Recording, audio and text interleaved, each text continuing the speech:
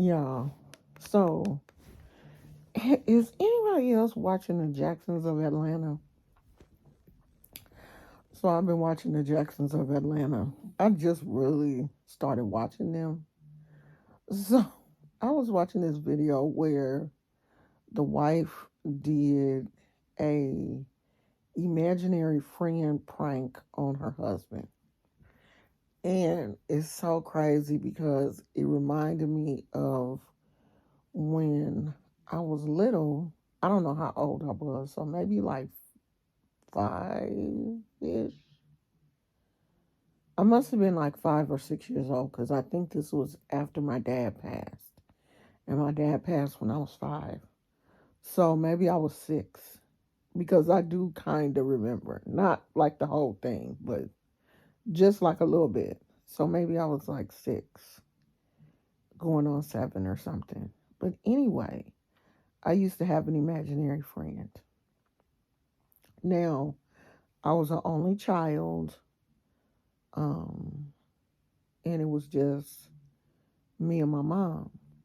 So, I used to do a lot of playing by myself. And at the time, like my mom had just lost her husband, and I'm not saying that she wasn't paying me any attention, but she had a lot on her plate. Like she was working, she had just lost her husband. It was just like a lot going on. So, it was me and my imaginary friend. Like my imaginary friend kept me company. At the time, though, I still lived on the same block as like the a big bulk of my biological mom's side of the family. So I had cousins and uncles and aunts and stuff on the block that so I'm setting this up to say that I did have real friends too. But I had this imaginary friend that I used to talk to all the time. And I was one of them little kids that loved to have tea parties. Like I would always, set the dolls and the teddy bears and stuff up to have tea parties. I had like a beautiful little tea set that my mom had got me, and sometimes she would like make tea for me that she kept like in the refrigerator, so it would be cold, and she would put it in my little teapot, and I could have like real tea in my little tea set.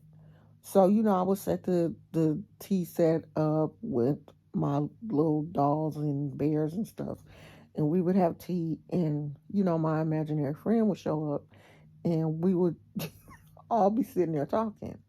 So one time I was talking to my imaginary friend, and I must have been playing both roles out loud.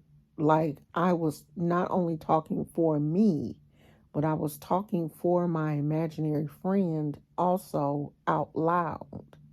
So it was like a one person doing a two-way conversation. And I guess my mom had been like standing at the door watching this interaction. And instead of her thinking that it was cute, "Oh, okay, she's just like having fun," my mother was like, what is going on here? And, she was like, "I don't mind you." And I kind of remember trying to, play it off like, "Oh, I'm just like talking for the teddy bears and stuff." And my mother was like, "No, I'm sitting here listening to the conversation." And she was like, "I don't mind you, talking to the teddy bears and stuff, but don't answer yourself. Don't have a two-way conversation because it kind of makes it look like something else is going on." Like she didn't want to bust out and be like, it kind of makes it look like you're crazy. But when I think back on it, I was like, well, did she think I was crazy? Did she? Because it's no telling how long she had been standing there listening to me talk out loud. have this conversation. And I remember, as an adult, bringing that up in therapy.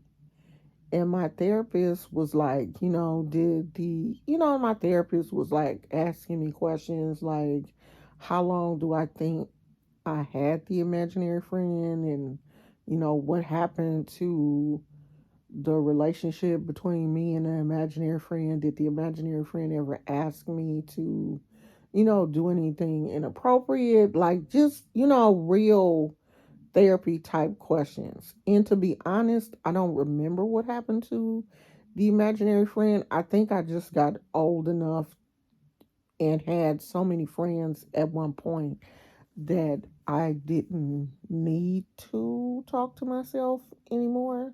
I don't know. I guess I eventually grew out of that stage. Maybe it was just like a stage I was going through, but it was just interesting to see, you know, um that video and it trigger a memory that of something that actually happened to me. And as an adult, I don't remember having a conversation with my mom like around that situation. Like when I got older, there were some things that me and my mom talked about when things that I did when I was young that she questioned. Like, what were you thinking when you did blah blah blah?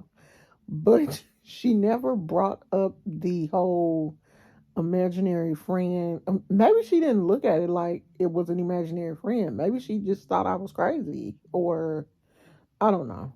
But it was an imaginary friend on my end. I don't know what it was for her, but for me, that was my imaginary friend, and that was somebody that I talked to that imaginary person every day. Like, I can remember as a kid, I don't think I stopped doing that until I was like maybe 12 or 13 years old. Like, I did it a lot to the point where I thought everybody did it. I thought everybody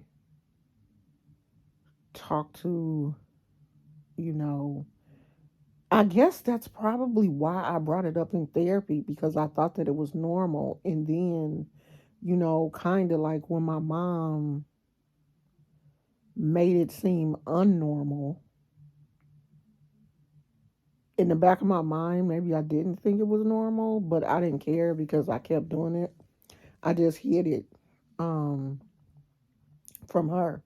And I always said that, like if my kids have an imaginary friend or they're talking to themselves or whatever, as long as it doesn't get crazy, I would never have said anything to them about it. But I don't think either of my kids had an imaginary friend because they were only a year and a half apart. And it just seems like, with them having each other and being so close in age, they probably didn't need an imaginary friend because they had each other. When they were little, they were like twins because they were basically, even though my oldest son was a year and a half older than his brother, they were like the same size for a long time. The baby was a big kid. He was like the same size as his older brother. I mean, he's the biggest now. My youngest son has always, kind of been big for his age. He's still bigger than his older brother. And they didn't go through that. Like, did y'all have imaginary friends? I asked my husband, and he was like, no, he was too busy. My husband wasn't an only child, but it's 8 years difference between him and his sister. And he said he just kind of, played by himself and didn't have an imaginary friend, which I thought was weird. But then, some of my close friends, I have asked them and they said no too. So I don't know. Maybe I was a special child who, you know, maybe only children. Um, Maybe imaginary friends are only sent to only children to keep them company because they don't have any siblings. I don't know. That's just something that I thought about. So I'll talk to you guys later. If you had an imaginary friend, let me know in the comments and let me know like when your imaginary friend left. Did anybody else know you had an imaginary friend? Were you like me? Did you bring that up in therapy? Have you been to therapy? Answer any of those questions that you feel comfortable answering in the comments. Bye.